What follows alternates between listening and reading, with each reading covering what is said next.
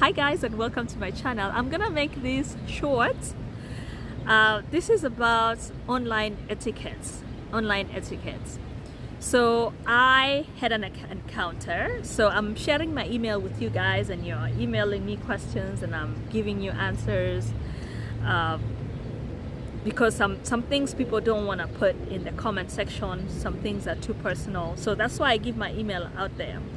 So when I'm giving you my email out there, I am expecting that you treat me professionally, like we don't know each other. So my expectation for the etiquette is you use formal language, right? Like hello, like good morning or whatever, like we don't know each other.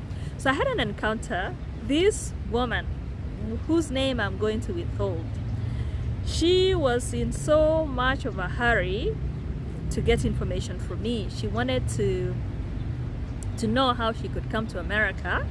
So she emailed me, I emailed her back. I was like, please give me your, she's like, oh, I really want to come to America. I think she talked about coming to America for studies or something like that, or to work. I think she said to work.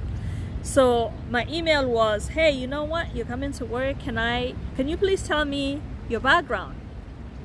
So she's giving me one answer, like, oh, what do you mean background? I'm like, okay, give me your qualifications, like your background information. You would just want to come and work as who? So she responded and gave me ABC, I've gone to school here, or maybe she didn't go to school. I'm not going to mention whether she went to school or not. So I responded to her and told her, hey, you know what? Thank you for responding.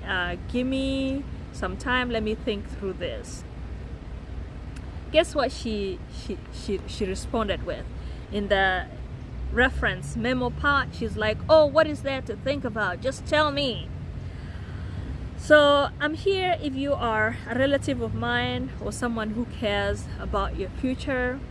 When you encounter someone like me, I'm not God, but I feel like I know a lot. I've lived in America for 20 years.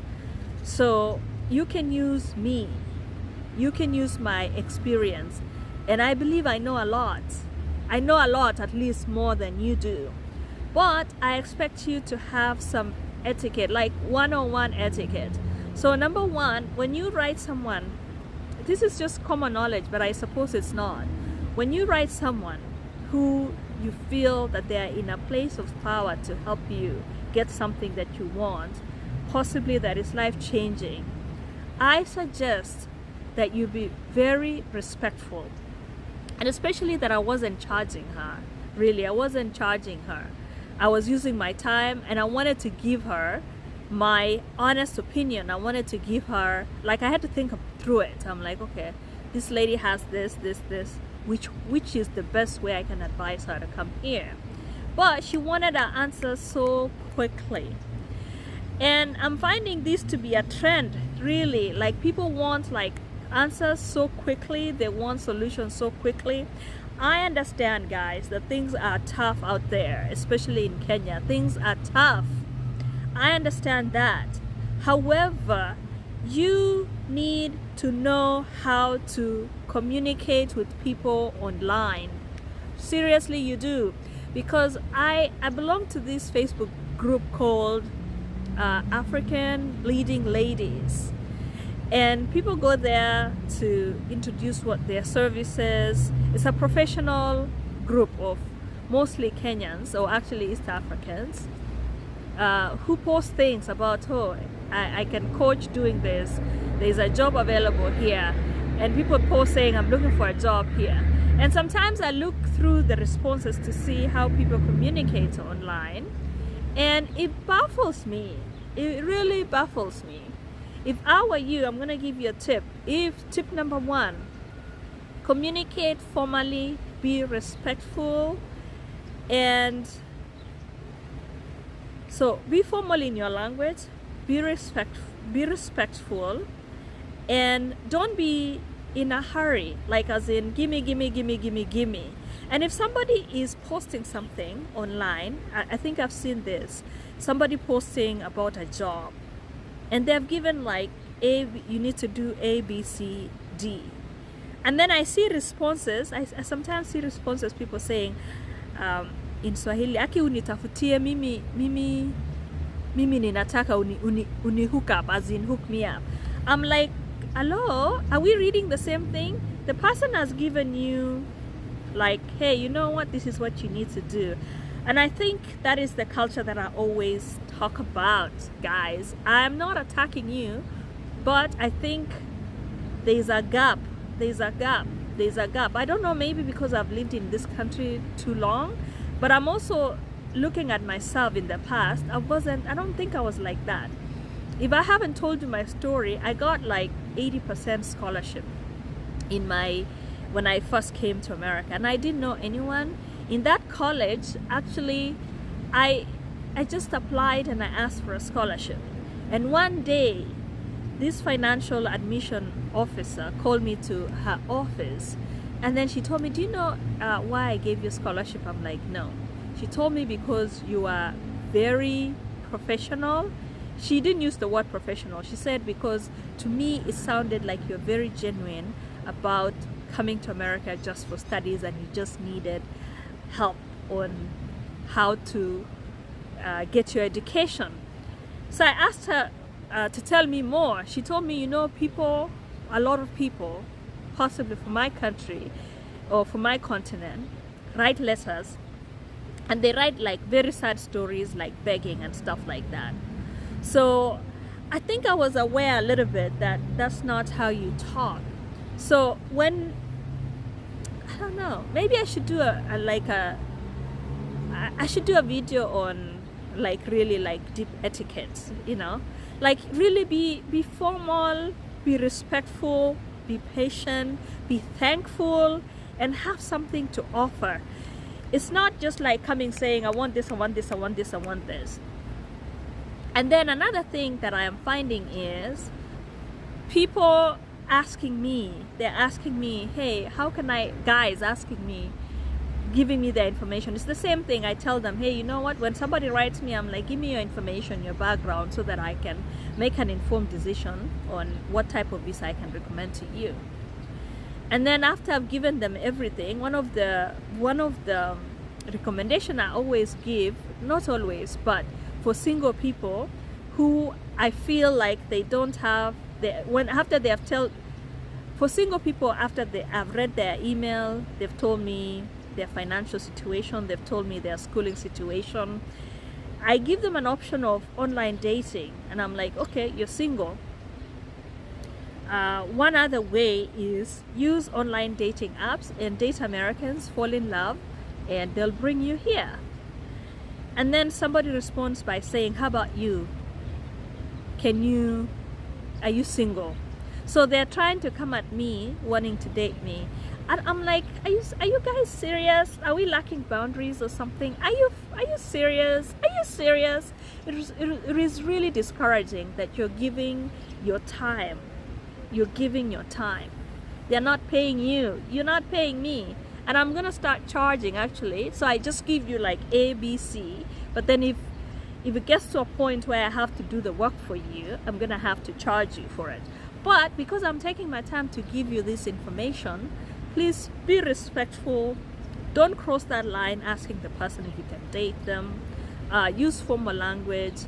Be patient and have something to give. Always, even like ask information. Like sometimes I feel like you don't know the type of questions. You don't know what you don't know. So sometimes you don't ask the right questions. So I would recommend, if you're listening to this, to even ask me, what is it that I'm missing? What questions should I ask? Or ask me, what is it that I don't know? What recommend to me what you feel is best for me. And maybe if I'm missing something, would you please tell me more, right? So my homework for everybody who's listening to this, please, there's something called online etiquette. So talk to the person as if they're in front of you, okay? And then another way of communicating is, when I look at your communication, guys, and some of you are looking for a job in America, and I'm like, man, I'm Kenyan and I'm reading your email, and I'm like, if an American is gonna read your email the way you're writing, they're not gonna hire you. They're not gonna give you a chance. So communicate to everybody as if they are the person who is going to actually give you the job, because you just never know. You never know. You don't know what I know. You don't know what I have in what. You don't know how I can help you. So I just wanted to mention that be respectful and be patient. Okay, that's it. And I also wanted to add, like, when you're looking for a job, guys, it is not companies hire not because companies hire because they need your skills, not because they want to help you. So when you're communicating, oh my god, I'm gonna have to do a lot of videos, guys. I feel like there's so much gap. So I'll give you my background. So one of my jobs that I held that I really loved was I was a hiring manager, and in my career as a hiring manager, I'll tell you, I have interviewed over 300 people. So I've been that person here in America, interviewing Americans, hiring Americans, and rejecting them. So I kind of feel like sometimes when you write the email, when you write the email and you're looking for a job, companies hire not because they're trying to help you. Companies hire because they need you. So when you write to someone, or maybe when you position yourself wanting a job, you have to position yourself as, this is what I'm bringing to your company. This is what you need. You need me. So you need to flip that power. Kabisa, like any job that you are applying for, that you see, or any person that you're talking to that is in power, you need to find out what they need and position yourself to be that person. And when you are communicating with that person, let the power shift in a sense that you're going to empower yourself and say, I am this and this and this and this, and I bring this and this and this and this. You're not begging. No, you have skills. You've done the work, right? This is not charity work. Really, it's not charity work. And you just need to know how to sell yourself. And it starts with online communications. It starts with online communications. So I don't know. I think there's a gap. Maybe it's me. I'm going to talk to my friends. I don't know. I just feel like there's so much gap of this online communication. And if you're listening to this and you know about online communication, there is actually a gap, and this could be a business opportunity. Like, teach people on how to communicate online. I'm gonna do a few videos about I'm gonna even help you how to prepare for an interview, what employers look for. I'm gonna answer like interview questions, like the way I'm gonna position you. Just keep following me, I got a lot. Like I told you, I've been in this. I'm not too young. I've been around, so I got some knowledge, guys. So I didn't mean to come at you like that, but I needed to let you guys know. And when you email somebody, don't make it so difficult for that person. Don't make your emails, like if I've asked you, tell me your background, or actually when you email the person the first time, you want to introduce yourself in a sense like, hi, my name is Tuya. I have a degree in, let's say, I have a degree in mass communication. I went to school to Nairobi University. I've been working as this and this and this and this.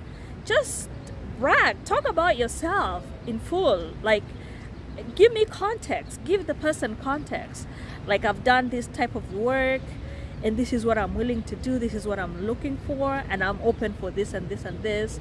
What can you do for me? Or what do you think is best for me? So give details. Don't like throw like little things here and then I have to ask you, oh, tell me more. No. Sometimes I just have to ignore your message because I don't have time. And that's all I needed to say, guys. That's all I needed to say. Okay, thanks.